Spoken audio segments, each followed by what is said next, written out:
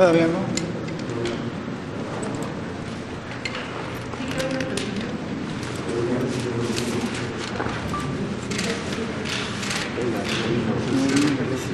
Así estuvo el puente.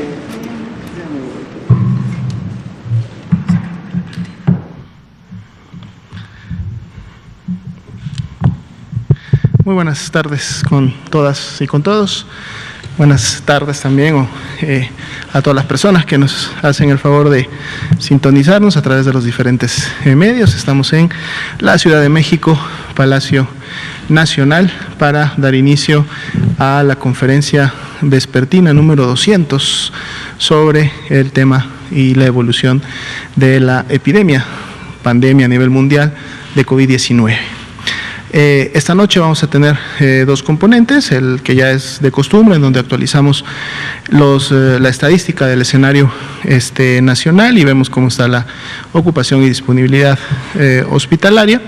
Y hoy vamos a tener un tema muy importante en el aspecto temático, que es además un tema que lógicamente se ha estado tratando y difundiendo ya desde hace varios meses. Es parte o componente lógicamente de toda una intervención que se está realizando desde la Secretaría de Salud del Gobierno de México y sus diferentes dependencias para precisamente poder empezar a mitigar y controlar estas epidemias previas que en México ya existían y que tienen que ver con las enfermedades crónico-degenerativas, entre ellas la obesidad y el sobrepeso. Y es por eso que esta noche nos acompaña y le damos la bienvenida, le agradecemos por estar aquí con nosotros al doctor Simón Barquera. El doctor Barquera es el director del Centro de Investigación de Nutrición y Salud en el Instituto Nacional de Salud Pública, y precisamente el día de hoy nos va a venir a actualizar información y a darnos información además sobre el nuevo etiquetado frontal. Entonces, en su momento también tendremos esta parte. Vamos a iniciar con la actualización del escenario nacional, si me permiten. Me comparten la primera diapositiva, por favor. Decíamos hace un momento, estamos justo el día de hoy en la conferencia vespertina número 200. Hace poco estábamos teniendo la conferencia número 100, ¿no? Y parecía que eran muchas, y ahora ya son 200 conferencias vespertinas, y a su vez es el día número 110 de esta nueva normalidad, en donde, como ya sabemos, la intervención principal es la implementación y aplicación del semáforo de riesgo COVID.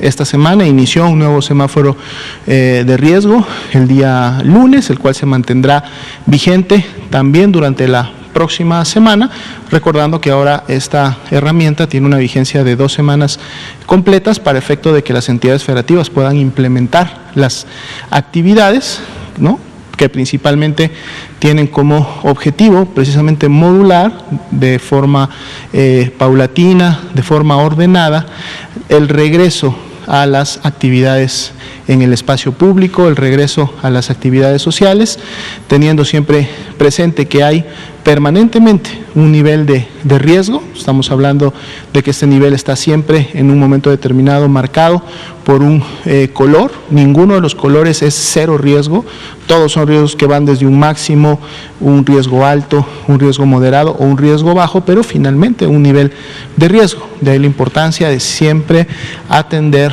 las indicaciones que nos están dando en los niveles municipales, en los niveles estatales, en relación a qué se puede hacer, en qué magnitud, con qué aforo y qué actividades definitivamente todavía no pueden ser o no deben de llevarse a cabo en función de que este riesgo entonces pudiera incrementarse.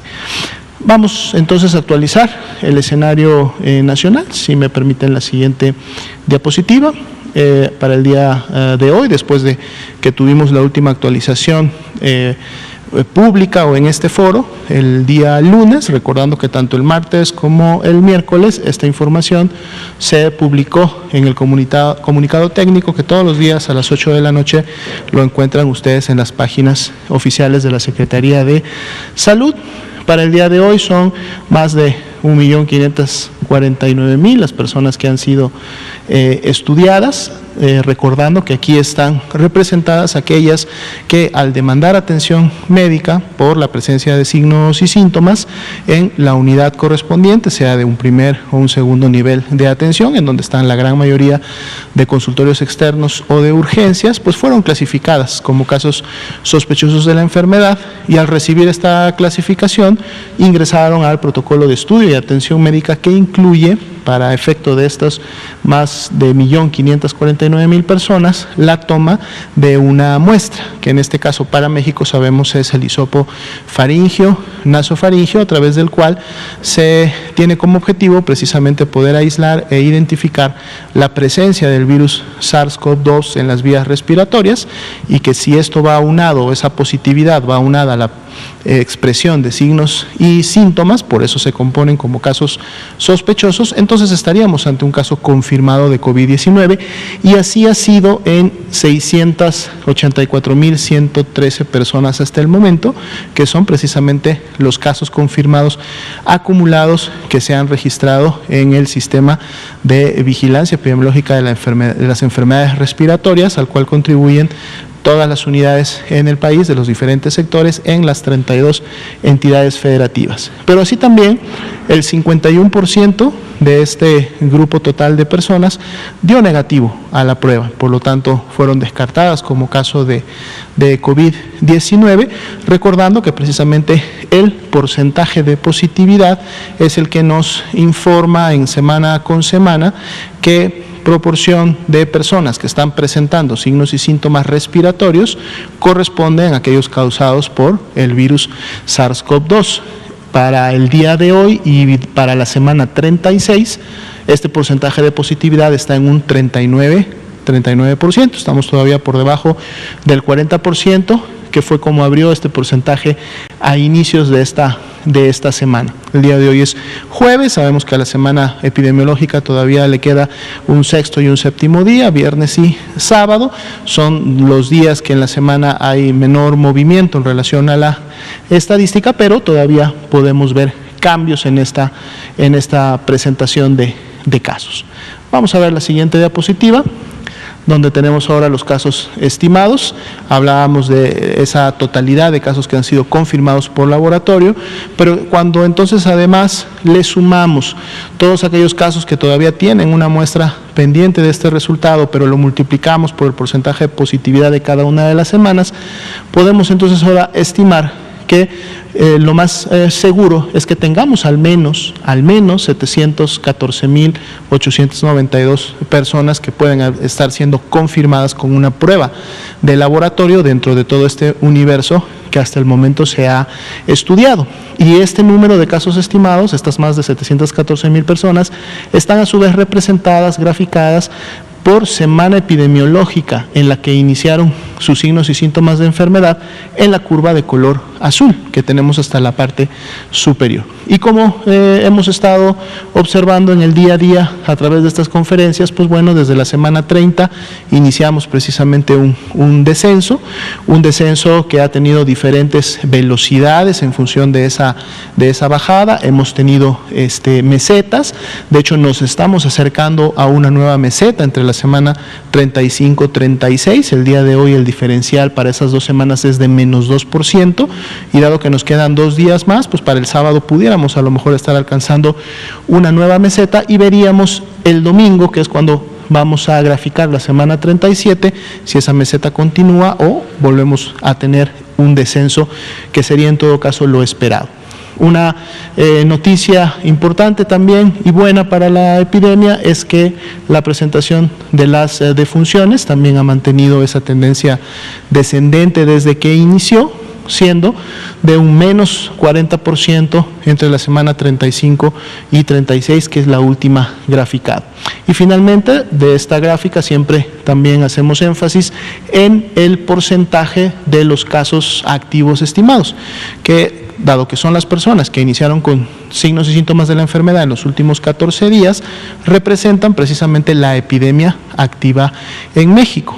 El dato que está en casos estimados en color azul es el acumulado que estimamos ha sucedido ha ocurrido hasta el momento en México desde el 27 de febrero, que se presentó el primer caso importado y confirmado para el país, por lo que de todo ese total, los casos en los últimos 14 días representan el 5%, y ese es un porcentaje que también hemos visto que ha tenido, más allá de una estabilidad, también un descenso semana con semana, y es un indicador también al que les damos seguimiento y que nos revela también esta disminución, esta caída que en su momento vemos ya desde la semana 30 prácticamente. Lógicamente estaremos atentos a cómo se sigue comportando. Vamos a ver ahora rápidamente la ocupación y la disponibilidad hospitalaria. Esta información realmente ustedes se habrán percatado que al menos ya en el último mes o mes y medio no varía tanto día con día. Al principio de la epidemia, cuando estábamos todavía en la fase de subida en lo que se refiere a la curva nacional, pues bueno, sí teníamos movimientos importantes porque se daba la transmisión, se daba el número de contagios y teníamos un número también importante de personas que requerían de la hospitalización, el segundo y tercer nivel. Sin embargo, en estos momentos en los que estamos más bien en una fase de descenso de la epidemia a nivel nacional, pues bueno, es un indicador que más bien está disminuyendo en lo que se refiere a la ocupación diaria, o se mantiene muy estable en el día a día.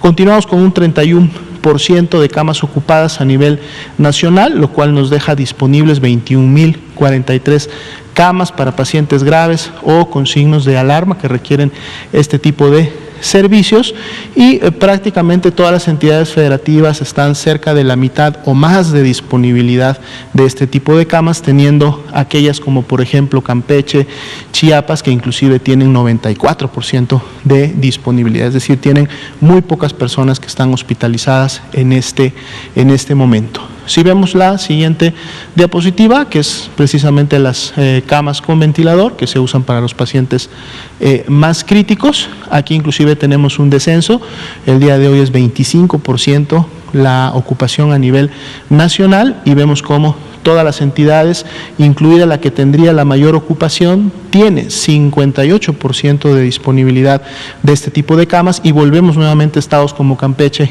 y como Chiapas, que tienen el 97 y el 93% de este tipo de camas disponibles para las personas que sí lo vayan a requerir. Entonces, bueno, estos serían los números para esta noche y con la actualización para el día de hoy. Y ahora le daríamos el tiempo que requiera el doctor Barquera para el componente temático. Buenas tardes, muchas gracias, doctor José Luis Salomía. Buenas tardes, invitados y personas que nos escuchan desde su casa. Me da mucho gusto tener la oportunidad el día de hoy de platicarles del etiquetado frontal de alimentos mexicano, que es una estrategia de salud pública muy nueva, pero que tiene trabajándose en el país por muchos científicos alrededor de 14 años. Y quiero reconocer ahí al equipo de investigación del Instituto Nacional de Salud Pública, que cuenta con una serie de investigadores que han estado trabajando de tiempo completo por muchos años en este proyecto. La que sigue, por favor.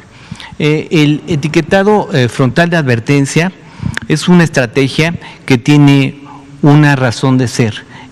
¿Para qué sirve? Sirve para evaluar de una forma muy rápida la calidad de los alimentos. Esto es muy importante en el contexto de los estilos de vida actuales, muy apresurados, con poco tiempo, con mucho trabajo, con muchas opciones, y el que se pueda evaluar rápidamente un producto es muy importante. Que este etiquetado sea entendido por casi toda la población es muy importante, no solo por los que tienen una ingeniería o un grado de nutrición, tiene que ser entendido por la mayor parte. Si se puede entender por los niños es formidable, es un etiquetado muy útil. También que sea claro, que no genere confusión y que permita hacer elecciones más saludables de productos, y que facilite entonces la reformulación de productos. Todos estos cambios en la conducta del consumidor pues pueden de alguna manera ser un incentivo adecuado para que la industria que produce productos con ingredientes no saludables pues los reformule.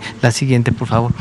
¿Qué es lo que tenemos en la actualidad? En la actualidad tenemos este sistema de etiquetados que es muy complejo, que tiene 6 globos y que tiene números y porcentajes y porciones. Y lo que pasa con este sistema es que es un sistema que fue desarrollado por la industria de la comida chatarra hace como 10 años. No existe ningún estudio que demuestre que este sistema funciona para orientar mejores decisiones por los consumidores. En muchos países hay estudios que demuestran que no se entiende, como en Alemania, y en México tenemos estudios que demuestran que no se comprende. No hay ningún estudio que demuestre que tiene alguna utilidad. Se basa en 2,000 calorías al día. Esa es la porción estándar en la que se basan esos porcentajes de las guías diarias de alimentación, como le llaman. El problema es que hay millones de mexicanos que requieren menos de 2,000 calorías al día, particularmente los niños. Entonces, si usamos un estándar de porcentajes para llegar a 2,000 calorías, en muchos casos lo que estamos recomendando es que coman más de lo que necesitan, que es justamente uno de los problemas. También considera 90 gramos de azúcar como la cantidad recomendada por día. Esto pues preocupa mucho y a nosotros nos parece incluso engañoso, porque la Organización Mundial de la Salud lo que recomienda son 50 gramos de azúcar y eso como el máximo tolerable. Entonces pues es casi el doble del máximo tolerable y en niños todavía se puede requerir menos azúcar. Entonces es otro problema de este sistema de etiquetado. También que utiliza porciones arbitrarias. Por ejemplo, en el ejemplo que tenemos ahí, dice 125 gramos. Y entonces ahí vienen todos los porcentajes para 125 gramos. Y si lo queremos comparar con otro producto y el otro producto tiene 400 gramos, va a tener otros números. Entonces va a haber que hacer una serie de cálculos para entender cuál es mejor o peor y eso es muy complicado. Entonces el que requiera cálculos también lo hace un mal sistema. La siguiente, por favor. Entonces, una de las cosas que hicimos nosotros muy temprano, en el 2011, es evaluar este etiquetado cuando ya se anunciaba y ya lo empezaban a adoptar algunas compañías aquí en México de manera voluntaria.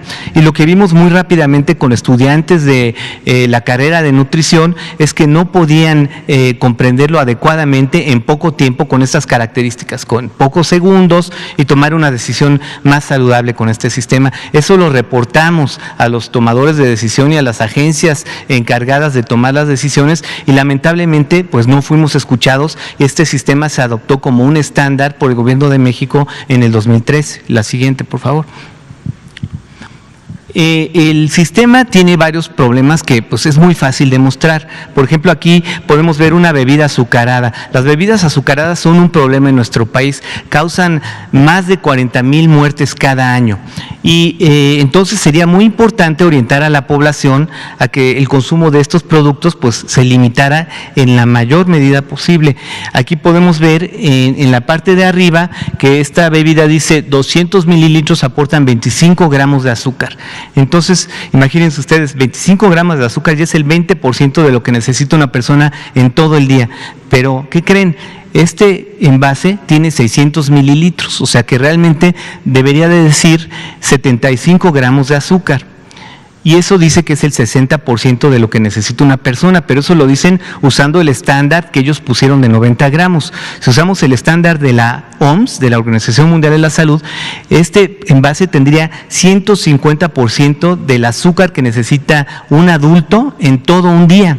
Y el problema es que esto a veces lo consumen los niños, en los que sería mucho más de esta cantidad, podría llegar a ser el doble de lo que se requiere de azúcar. Y esa es una de las causas de que hayamos visto pues que este etiquetado no contribuyó a mejorar las elecciones saludables, no contribuyó a que la gente supiera qué productos tienen ingredientes críticos que afectan la salud. La siguiente, por favor.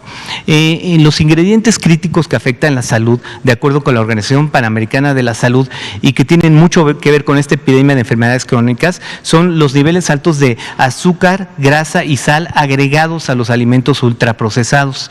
En Chile, cuando nosotros implementamos ese etiquetado que está abajo, el de la industria, implementaron un etiquetado que se llama etiquetado de advertencia, que simplemente avisa que hay niveles muy altos de azúcar, grasa o sal o calorías en los productos ultraprocesados. Y es un sistema muy simple que muy rápidamente vimos que empezaba a tener estudios en pilotos que era muy fácil de comprender por la población. La siguiente, por favor. Hay una serie de mitos respecto al etiquetado que observamos mucho en México. Dicen, por ejemplo, que este nuevo etiquetado no va a funcionar porque todo producto tendrá sellos. Eso es falso. Realmente, como mencionó el doctor Juan Rivera hace unas semanas, el consumo de alimentos ultraprocesados es de alrededor del 30% de la dieta del mexicano. Es decir, 70% de lo que comemos es natural, fresco y no va a tener sellos. Ahora, de los productos ultraprocesados, hay un 15% que ya por default, lo hemos evaluado, no tiene ningún sello, como un 15% que tiene un sello, y luego ya hay productos que tienen más sellos y que pues posiblemente se reformularán para mejorar su perfil. Otra cosa que dicen es que no va a funcionar porque el consumo de comida chatarra va a continuar. Dicen, eso no va a servir, la gente va a seguir consumiendo comida chatarra. Bueno, el objetivo de este etiquetado es simplemente orientar a la población a que tengan la información para tomar elecciones saludables. Entonces, lo comentó el subsecretario Ernesto Acevedo de Economía hace también unas semanas, puso la analogía de cuando uno va en la carretera y ve un letrero que dice el límite de velocidad es de 80, curva peligrosa. Bueno, el Estado está cumpliendo con la obligación de darle información para que uno pueda tomar una buena decisión. Es exactamente lo mismo, no es satanizar ningún producto, no es tampoco hacer algo que implique necesariamente que se tenga que desaparecer ese producto, es simplemente advertir sobre las características del producto a la población. También dice que generará afectaciones económicas y eso no se sostiene porque en Chile se implementó y no hubo efectos, se evaluó y no hubo afectaciones económicas. Esto lo ha declarado la misma industria. Y también el subsecretario Ernesto Acevedo de Economía ha mencionado esto, que es muy lógico. La gente va a seguir yendo al súper y va a seguir comprando productos. Simplemente va a haber grandes ganadores que van a ser los productos con menos sellos, que tengan el perfil más saludable, y los productos más chatarra, los que tengan muchos sellos, pues probablemente se van a consumir un poco menos. También dicen que el problema son las garnachas, los productos tradicionales mexicanos, y eso es una mentira. También el doctor Juan Rivera mostró aquí la encuesta nacional de nutrición y salud, en la que se hizo una evaluación muy cuidadosa de hogares representativos de todo el país, y donde se encontró que la principal contribución a azúcar, grasa y sal agregada en la dieta del mexicano viene de los alimentos industrializados. Otra cosa es que las garnachas son un conjunto de alimentos heterogéneos donde hay muchos tipos que son muy saludables y que ojalá y se consumieran en lugar de consumir comida chatarra. Los otros 3 puntos los voy a discutir más adelante, pero son que no da detalles de ingredientes, dicen el etiquetado de advertencia, que falta una estrategia integral, que esto no va a resolver porque lo que se requiere es una estrategia integral, y que es una copia al vapor del sistema chileno. La siguiente, por favor. Bueno, sobre lo de que es una copia al vapor del sistema chileno, más bien lo que ocurre en investigación y en ciencia es que uno siempre basa sus esfuerzos en la mejor evidencia posible, y en el momento en que surgió el etiquetado chileno tenía la evidencia de ser la mejor alternativa, y entonces nosotros rápido lo evaluamos en el 2016 en 4 países con apoyo de UNICEF, y mostramos rápidamente que niños mexicanos entendían incluso mejor ese etiquetado que jamás habían visto que el etiquetado que ya teníamos en México, en el que el gobierno había gastado muchos recursos para una campaña educativa. La siguiente, por favor. Desde ese entonces hemos estado desarrollando un programa de investigación que incluye muchos estudios. Aquí pueden ver más de 10 estudios publicados en revistas internacionales de alto impacto, donde para ser publicados se requiere de mucho rigor científico, y donde se analizan distintos puntos del etiquetado que nos hicieron llegar a esta alternativa del etiquetado frontal de advertencia. En esta gráfica podemos ver también otra serie de estudios, la siguiente por favor, que ya se publicaron en el 2020. Entonces, alrededor de 20 estudios tenemos que sustentan este etiquetado. Es un sistema tan bien sustentado que cuando fueron las discusiones basadas en evidencia y transparentes en la Secretaría de Economía y COFEPRIS para elaborarlo, pues hubo mucho consenso muy rápidamente por parte de todos los grupos interesados en la salud. Y aquí se puede ver cómo quedó el etiquetado mexicano. Es muy parecido al chileno, pero tiene algunos elementos nuevos. nuevos que los voy a describir más adelante, pero lo más importante es que advierte sobre exceso de calorías, exceso de azúcar, grasa saturada, grasas trans y también de sal, que viene expresada como sodio. Entonces pueden ver la comparación de este sistema, que además desde lejos se puede apreciar en comparación con el sistema anterior, con muchos números y porcentajes. La siguiente, por favor. Algunas de las ventajas que tiene el nuevo sistema también son la tabla posterior. Se dice que el nuevo sistema no da detalles, pero yo lo que les quiero decir es que da detalles y los da de una manera que ahora sí va a permitir que comparemos los productos. Por ejemplo, ahí pueden ver que en la segunda columna dice por 100 gramos o 100 mililitros, es decir, van a estar las unidades estandarizadas. Antes, si uno agarraba un juguito de una marca y era de 125 mililitros, traía una información de calorías y luego el otro decía 200 mililitros, entonces pues traía otra información, pero era distintos tamaños. Entonces es muy difícil que una persona en poco tiempo llegue y compare 5 productos y puede escoger el mejor o saber cuál es el peor. Ahorita ya se obliga a que haya un estándar que permita una comparación. Otra cosa que hacía la industria es que escondía los tipos de azúcares. Hay azúcar de caña, hay azúcar de alta fructosa, hay sacarosa, otros tipos de azúcar, y eso se ponían en la fórmula. Entonces si uno quería decir, bueno, yo quiero un producto bajo en azúcar, pues se veían puros números muy pequeñitos. Ahorita en el nuevo etiquetado va a haber una sección de azúcares añadidos y ahí van a tener que poner todos en orden ascendente y cuántos suman en total. Y eso va a ser muy importante porque pues el consumo de azúcar añadido es uno de los grandes factores que contribuye a la diabetes y a las enfermedades crónicas. En el otro etiquetado, que es el que tenemos del lado derecho, pues venía por porción y por envase, entonces era muy difícil de comparar y no venían desglosados los azúcares. La siguiente, por favor. Ahora, les quiero enseñar algunos ejemplos de cómo se ven los productos hoy en día en el supermercado. Este producto es un cereal de arroz inflado sabor chocolate y vean ustedes el etiquetado. El etiquetado está mezclado con el platito de chocolate y en color café, y díganme ustedes si desde ahí pueden ver alguno de los números y con eso juzgar si es un producto saludable o recomendable. Bueno, es muy difícil de ver. Ahora, no sé si alcancen a ver, pero dice en letras blancas, dice una porción es de 30 gramos.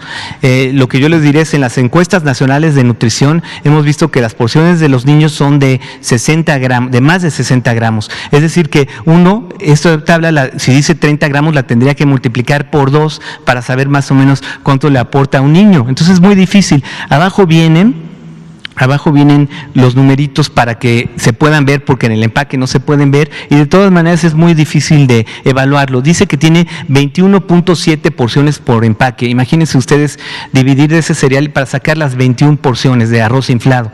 En el nuevo etiquetado nada más va a decir exceso de calorías, exceso de azúcares y exceso de sodio. Entonces muy fácil uno va a poder saber que tiene estos elementos. La siguiente, por favor.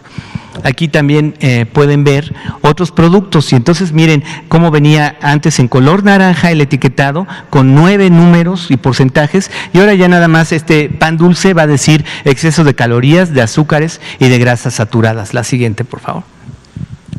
Y aquí podemos ver dos elementos que son nuevos en el etiquetado frontal de advertencia, que es que va a recomendar que estos productos no se den a niños los que tienen cafeína ni edulcorantes no calóricos. La razón es que la cafeína es un estimulante al que los niños, especialmente los niños, son muy sensibles, les puede quitar el sueño, les puede producir ansiedad, puede generar incluso ciertos malestares y no hay ninguna asociación en el mundo que recomiende cierto nivel de consumo. Las bebidas de cola, las bebidas energetizantes contienen cafeína, entonces se advierte ahora que esto no es recomendable para niños. Y los edulcorantes no calóricos no son metabólicamente inertes. Los edulcorantes no calóricos pues no tienen calorías, pero sí generan una respuesta metabólica, y eso lo ha documentado con mucha claridad, además de institutos alrededor del mundo, el Hospital Infantil de México,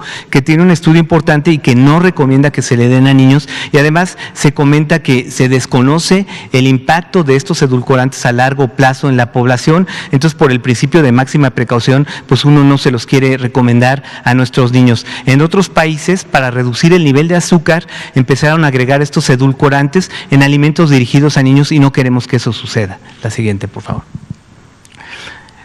Aquí podemos ver entonces cómo se toma rápido una decisión entre dos productos con el etiquetado frontal de advertencia. De este lado tenemos un queso panela y del lado derecho tenemos un queso que dice tipo americano. Ahora ya va a tener que decir además imitación.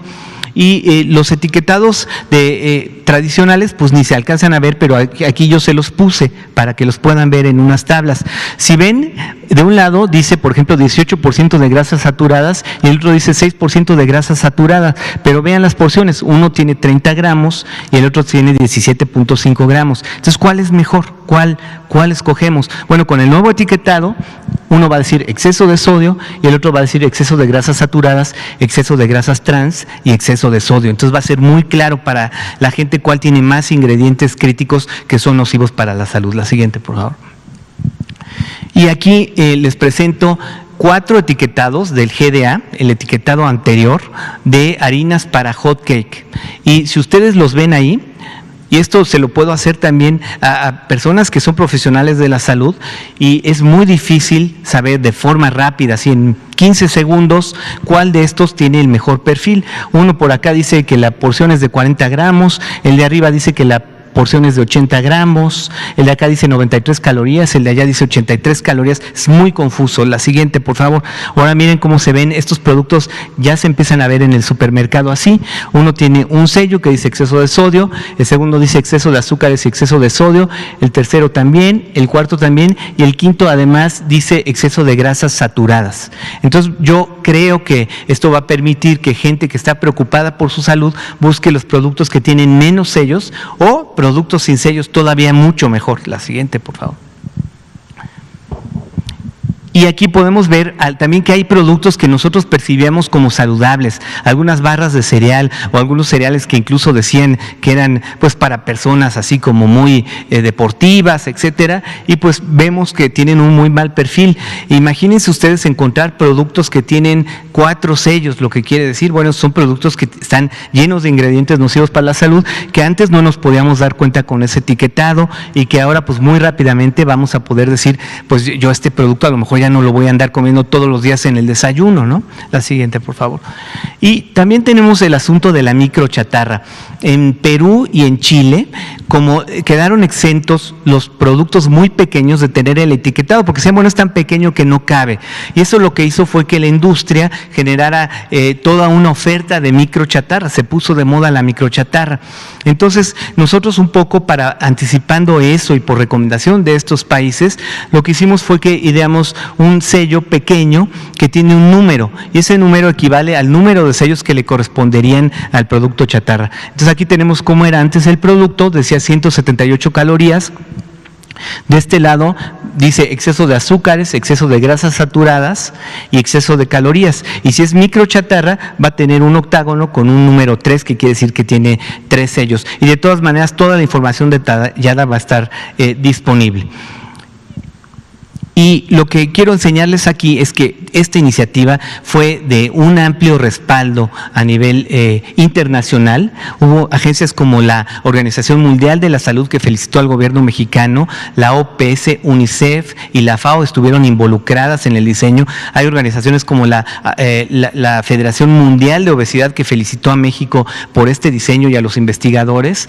También todo el sector de agencias gubernamentales, pues un gran apoyo, y quiero destacar el papel de GISAMAC, que es un esfuerzo que siempre los investigadores y los profesionales de la salud hemos soñado, porque es la forma de integrar a muchas agencias para estos problemas complejos que no son solo responsabilidad del sector salud. Pues ha habido un gran apoyo, y a nivel de instituciones de investigación, universidades, institutos, también un gran apoyo, y finalmente la sociedad civil, que fue el motor que logró poner esto en la agenda del legislativo, trabajando con los diputados, y que lograron en la Cámara de Diputados conseguir que se aprobara y se modificara la Ley General de Salud para hacer posible esta estrategia. Y finalmente, sociedades profesionales. No hay desacuerdo, no es un etiquetado controversial. La controversia viene un poco de los grupos a los que les gustaba mucho el otro etiquetado, porque pues no informaba y entonces hacía que se consumieran muy bien todos los productos. Quiero entonces concluir por decir que el etiquetado mexicano claro es una estrategia de salud pública, es parte de la política integral de obesidad. Es una gran oportunidad, además de articular otras estrategias de esa política integral.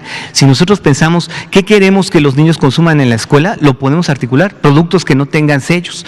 ¿Qué queremos que haya en los desayunos escolares? ¿Qué queremos que sea susceptible de impuestos para desincentivar su consumo? ¿Qué queremos que se promocione en campañas de alimentación y que no se promocione? ¿Y qué queremos en los programas de ayuda alimentaria?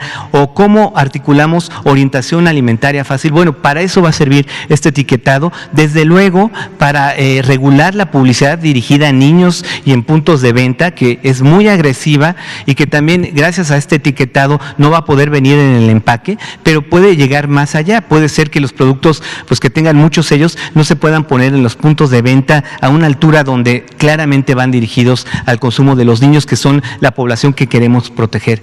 Entonces, en resumen, pues este etiquetado va a mejorar las elecciones de la población y va a ser una herramienta que va a permitir que respondamos mejor al gran reto que estamos enfrentando de COVID y a la gran carga que tenemos por enfermedades crónicas. Muchas gracias. Muchas gracias, doctor Olquera. Sin duda una herramienta de suma importancia para la toma de decisiones a nivel de la población, en cómo aquellos, sobre todo, que están interesados en mejorar su calidad y su estatus de salud, pues puedan hacerlo de una manera más informada, ¿verdad? Muy bien, pasamos al espacio de preguntas y respuestas. Levantaron la mano primero allá atrás, luego venimos para acá, luego aquí, usted. Gracias, doctor. Buenas tardes. Karina Aguilar, del diario 24 Horas. Preguntarle, ante esta sindemia que puede darse a partir de octubre con COVID e influenza, ¿ya tienen una estrategia de vacunación contra la influenza? ¿Se va a adelantar la vacuna precisamente como se había advertido? ¿Y a qué sectores va a ir enfocada, por un lado? En tanto, también preguntarle si el Instituto Mexicano del Seguro Social les comentó a ustedes sobre esta estrategia que tiene para realizar pruebas rápidas y distinguir entre COVID e influenza, y de esa manera poder actuar para el tratamiento de ambas enfermedades. Saber si estas pruebas rápidas que pretende hacer el IMSS las consultó con ustedes o son de las pruebas rápidas que ustedes han reiterado en este espacio que no funcionan. Gracias. Claro que sí, con mucho gusto. En el tema precisamente de lo que estamos esperando, la perspectiva para esta temporada invernal 2021, que por cierto está pronta ya a iniciar de manera oficial. Esta temporada inicia en el mes de octubre, la primera semana de octubre estaríamos dando por iniciada la temporada invernal. Dura 6 meses, es decir, el último trimestre 2020 y el primer trimestre de 2021, aunque sin embargo, y esto basado lógicamente en la vigilancia epidemiológica de prácticamente los últimos 15 años en materia de influenza, la mayor cantidad de transmisión del virus de influenza y por lo tanto las personas que enferman de ella se da normalmente en los meses de enero, a partir de la quincena de enero, y tiene o logra sus picos máximos durante fines de enero y los meses de febrero. Sin embargo, lógicamente, esto no limita que la actividad preventiva por excelencia, que es la vacunación, dado que esta es una enfermedad que sí cuenta con una vacuna que al menos nos permite evitar, si no la enfermedad como tal, sí la presentación grave de la misma, y en población vulnerable o que tiene determinantes de riesgo importantes, pues inicia desde que la temporada invernal inicia. Estamos hablando del mes de octubre. Ya se han estado haciendo todas las trámites correspondientes. De hecho, unos primeros lotes de vacuna que ya llegaron están siendo ya analizados por la COFEPRIS, que es la instancia que en su momento analiza todos los lotes que van llegando al país, y después de que pasa todos estos procesos de verificación y sobre todo que el tema de seguridad de la vacuna, se liberan para que puedan realizarse y llevarse a cabo las campañas de vacunación. Se estuvo en su momento, digo, desde hace 2 meses y medio atrás, se estuvieron haciendo las preguntas sobre la posibilidad de que la campaña de vacunación de influenza iniciara antes. En su momento se comentó que esto no era posible, no porque no se contara con los recursos en el país, tanto financieros como humanos, para poder llevar a cabo la campaña, sino que esto tiene que ver directamente con la oferta y por lo tanto la proveeduría internacional de la vacuna. Hay todo ya un esquema que inclusive empieza desde que la OMS define el tipo de vacuna, en este caso cómo se va a componer, cuáles son los tipos, subtipos de influenza que van a integrar la vacuna y cómo entran a los procesos de producción por las empresas que a nivel internacional proveen de la misma. Entonces no iba a ser posible adelantar de manera importante, o sea, digamos semanas o meses la vacunación como tal. Y como comentaba, dado que la mayor circulación normalmente la solemos ver en los meses precisamente de enero y febrero, entonces no representa un riesgo importante a nivel poblacional, o no cubría el hecho de adelantar la vacunación una protección inmediata para evitar lógicamente la cocirculación. Entonces la vacunación se va a llevar a cabo en los tiempos definidos y en los que normalmente se programan año con año. Como siempre, la vacuna de influenza se prioriza justo a los grupos de riesgo. Normalmente México ha adquirido año con año alrededor de 32, 33. Para esta temporada están programadas 35 millones de dosis de vacuna y que por esa cantidad precisamente a quienes se aplica la vacuna: a las mujeres embarazadas, a las personas de la tercera edad, a los menores de 5 años, a las personas con comorbilidades como son la hipertensión, la diabetes, la enfermedad cardíaca, la inmunosupresión.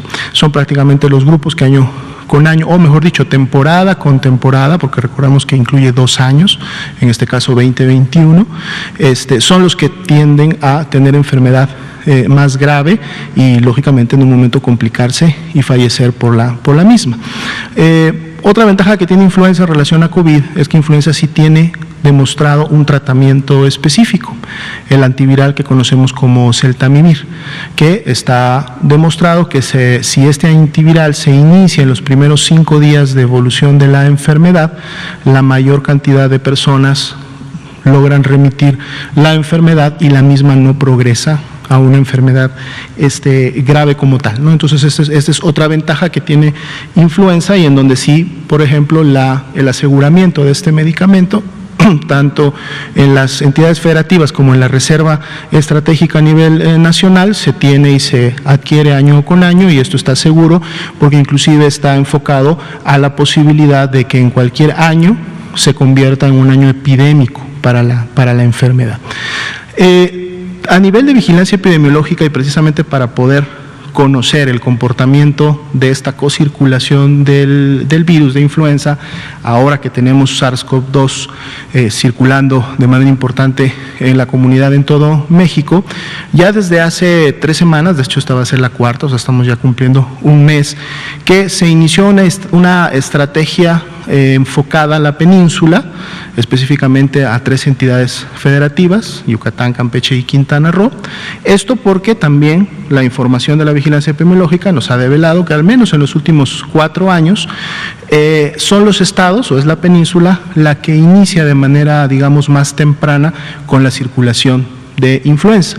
Entonces la estrategia en este caso se enfocó a que todas aquellas muestras que salían negativas a COVID-19 pasaran al algoritmo de influenza, e inclusive los casos graves y en su momento las defunciones pasaran al algoritmo ampliado de virus respiratorios, en donde se identifican prácticamente 18 otros tipos de virus respiratorios que tienen afectaciones importantes a la población, algunos de ellos potenciales epidémicos.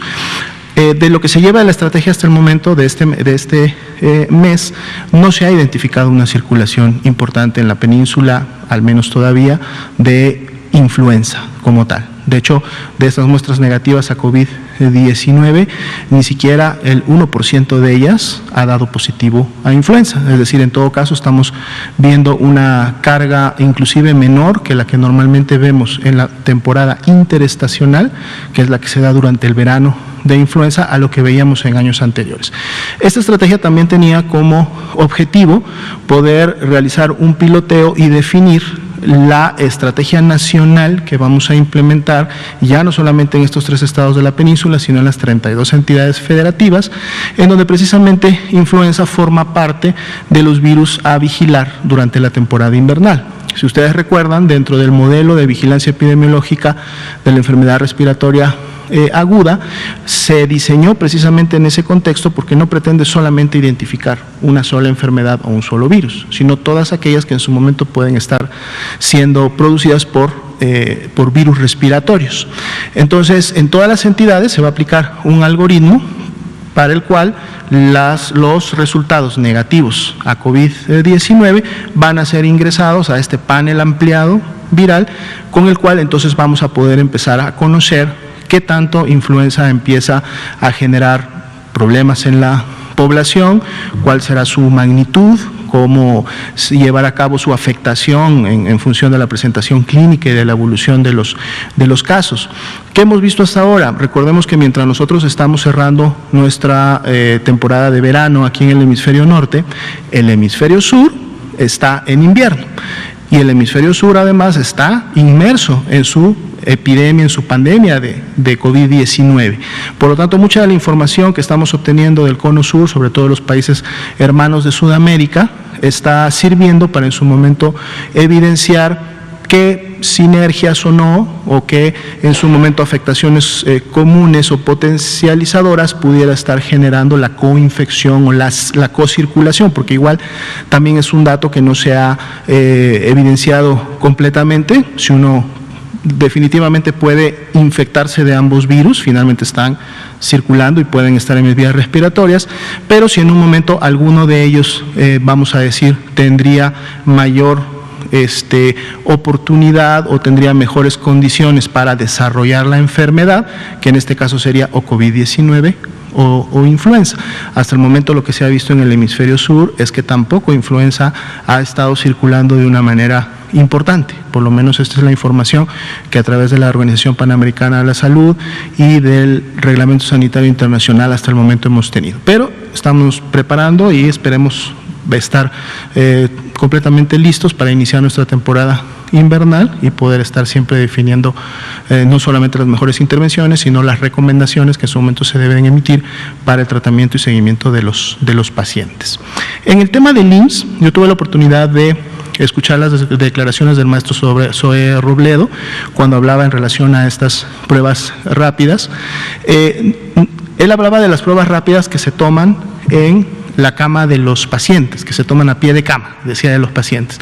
Estas son conocidas a nivel internacional como pruebas que se hacen point of care, que se hacen en el punto del cuidado o en el punto de atención, pero son pruebas PCR, no son pruebas rápidas o no son de las pruebas que comúnmente están basadas en la detección de antígenos, anticuerpos o otras sustancias que en su momento son las rápidas que definitivamente la Secretaría de Salud tiene la posición de decir no se deben de utilizar, no para la vigilancia epidemiológica, no para el diagnóstico clínico de los pacientes, pero estas pruebas point of care en su momento son PCR y también las denominan rápidas porque precisamente tienen la ventaja de que su resultado se da en minutos, es decir, realizan la reacción en cadena de la polimerasa, pero lo hacen a través de una tecnología y lógicamente esto requiere de la inversión tanto en el equipo, o sea en las herramientas, en el equipamiento correspondiente, como en su momento en los insumos que son específicos para este tipo de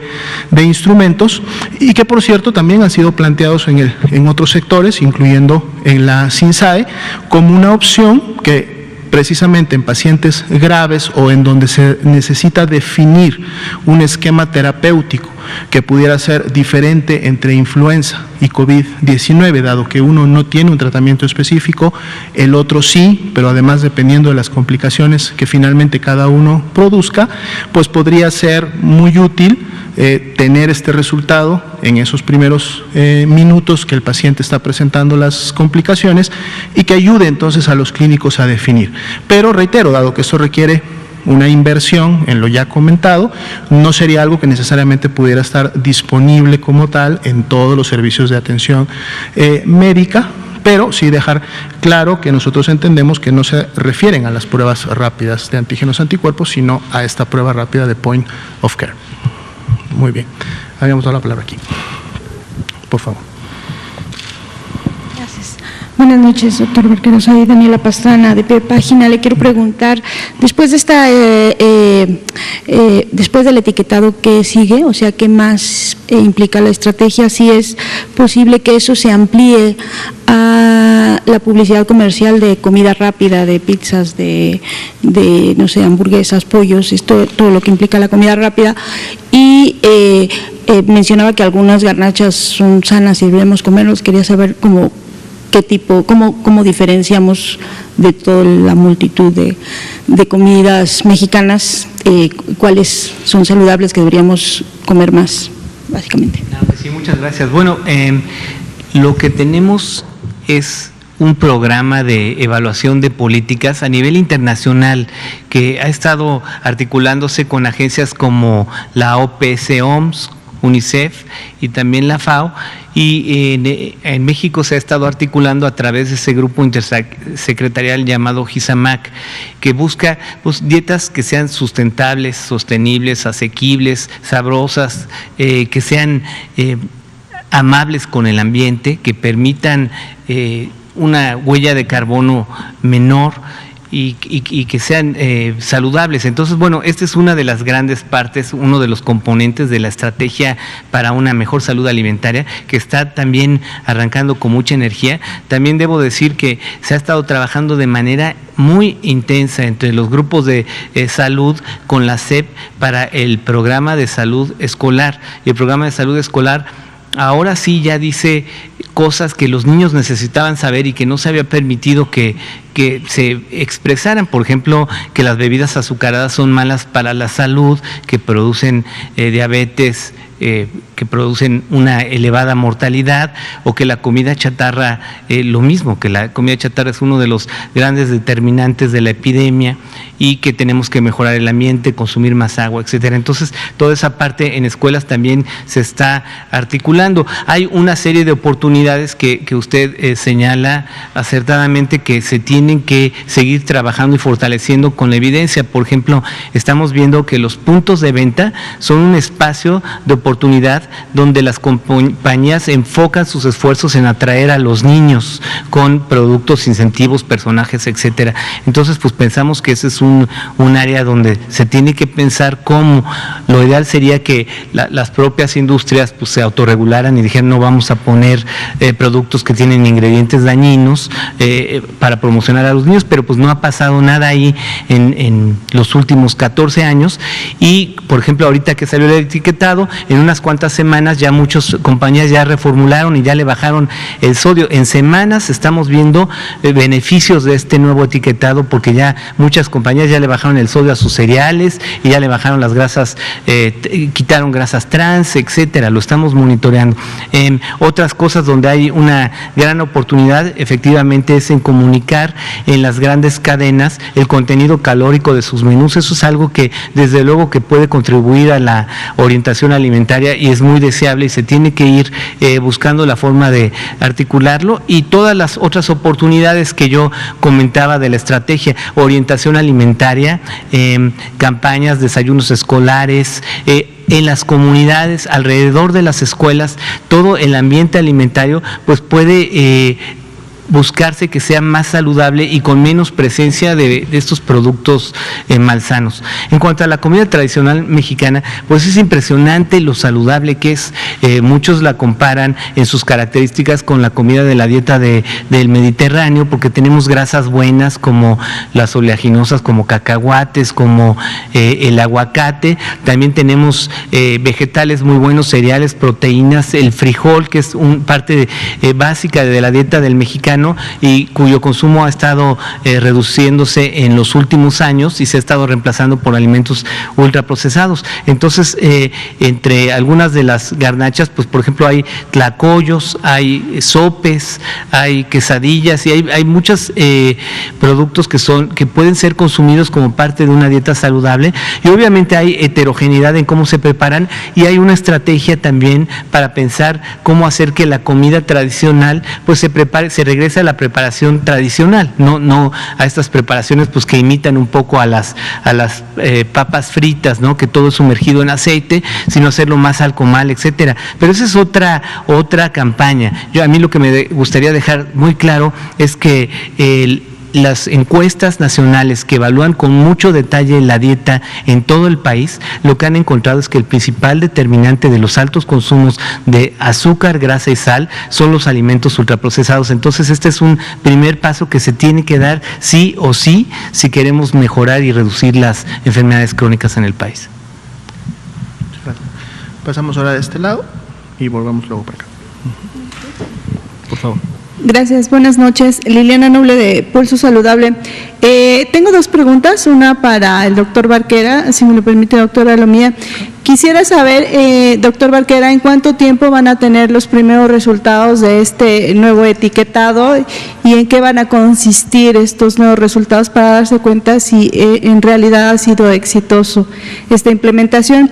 Y para usted, doctor Alomía, algunos países de Latinoamérica han expresado a la Organización Mundial de la Salud su intención de pedir una prórroga para inscribirse en este programa de las vacunas de COVAX. En esta intención está México, ¿y por qué sería así? Gracias. ¿Cómo no? Gracias, doctor. Bueno, los resultados que se van a tener de este etiquetado los estamos generando todos los días, y hay muchos tipos de evidencia que vamos a ir obteniendo en los siguientes meses. Por ejemplo, en Chile se demostró que el solo hecho de que entrara en vigor el etiquetado generó una reformulación sustancial por parte de la industria, es decir, la industria que decía que tecnológicamente no era posible reducir el azúcar o la sal o la grasa, cuando entró el etiquetado, pues se prepararon y mejoraron el perfil de sus productos.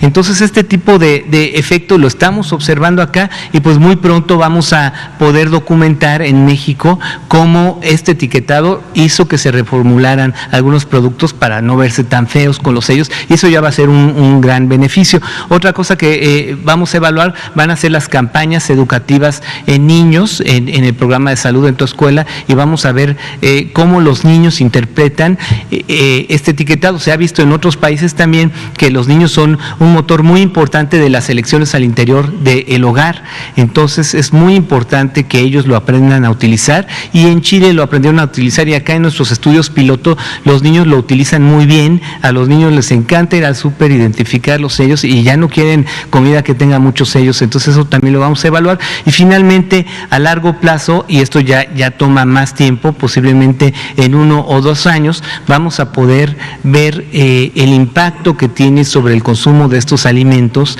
el etiquetado, controlando para la reformulación, y eso va a ser un impacto muy bueno, porque eso es lo que queremos, nada más demostrar que mejora las elecciones y que es una estrategia más. A veces dicen, bueno, pero ¿cuándo va a demostrar que redujo la obesidad? No es una estrategia, solo es parte de una política más grande, pues no puede por sí sola demostrar un impacto en obesidad, pero lo que sí sabemos es que si se reducen un poquito las calorías, solo la cuarta parte de una latita de refresco, la cuarta parte, pues con eso sería suficiente en 5 años para generar ahorros por 39,000 millones de pesos y para disminuir niveles de índice de masa corporal equivalentes a obesidad, pues por más de 1 millón de personas. Sí, desde luego eso sería un éxito. Bien, efectivamente en diferentes medios internacionales ha estado circulando información o han dado a conocer que algunos países están solicitando algunas extensiones en relación a los plazos que la iniciativa COVAX, promovida por la Organización Mundial de la Salud, comunicó e implementó desde que esta iniciativa se formó. El primero de ellos, que precisamente venció el pasado 31 de agosto, fue la declaratoria de intención, es decir, en la que el país o los países, cada uno de ellos, pues declaraba que tenía intenciones de participar de esta iniciativa y que por lo tanto estaría integrando una propuesta formal en relación a la cantidad y el modelo por el cual adquiriría la vacuna, la que precisamente debe de ser enviada el día de mañana 18. 18 es la segunda fecha marcada en la iniciativa para poder enviar ahora un documento que hable sobre el compromiso al cual el país ya va a suscribir en relación a la adquisición de la vacuna. Y posteriormente, la siguiente fecha importante, en todo caso para México, hay una fecha intermedia que es el 29 de septiembre, en donde se van a definir otros temas de componentes, pero están más en el campo de COVAX como tal. Realmente la siguiente fecha importante para México sería la del 9 de octubre, que es cuando tendría que quedar lógicamente transferido o en su momento liquidado lo correspondiente a los anticipos que se están solicitando para la vacuna. México no forma parte de los países que han solicitado una extensión. Recordemos también que dentro de la iniciativa COVAX, de entrada hay dos grupos de países, aquellos que van a autofinanciar su vacuna, es decir, que vamos a pagar, México forma parte de este grupo, que va a pagar por su vacuna con fondos propios, con fondos del país. México ha estado haciendo toda la provisión para poder salir con esta solicitud y en su momento compra de lo que se requiere o de lo que permite la iniciativa COVAX para cada uno de los países, pero hay otros grupos de países que por sus, condiciones económicas van a poder tener acceso a financiamiento internacional, y esto también a través de los mecanismos que la OMS y la OPS tiene ya definidos para estos países. Entonces, puede haber, una mezcla un poco de los diferentes modelos de adquisición y que algunos de estos países en estos grupos estén pidiendo, lógicamente, un poco más de tiempo para terminar de definir sus condiciones o en su momento poder hacer la suscripción de sus compromisos, pero para el caso de México, que estamos avanzando en tiempo y forma, y lo que hasta el momento está definido es que el día de mañana se va a remitir el documento correspondiente en base a lo que toca y en base a la calendarización. No, en este momento todavía no. Recordemos que la iniciativa COVAX precisamente pretende asegurar el acceso a los diferentes tipos de vacunas que en este momento se están produciendo, dado que todavía no hay ninguna vacuna que haya entrado a fase de producción y que por lo tanto no se tenga una expectativa de el número o cantidad de dosis que va a tener disponible, ni mucho menos la fecha en lo que esto puede ocurrir. Todavía en COVAX no se habla de una vacuna en particular. Cuando hablamos de COVAX hablamos de acceso a todas las vacunas que en algún momento estén disponibles para su compra y para su adquisición. ¿Sí? Bueno. Precisamente como el día de mañana, 18, es el plazo para hacer la suscripción correspondiente, los equipos técnicos, tanto que tienen que ver con el tema de la vacuna como las áreas administrativas, están precisamente en esa última fase, definiendo. Mañana que se realice la suscripción como tal, yo creo que a lo mejor para el fin de semana o la próxima semana se podrá tener ya los datos específicos de lo que México suscribió. Bueno, nos ha ganado el tiempo esta noche, ya son las 8:02, pero mañana seguimos con las conferencias y con las preguntas. Muy buenas noches.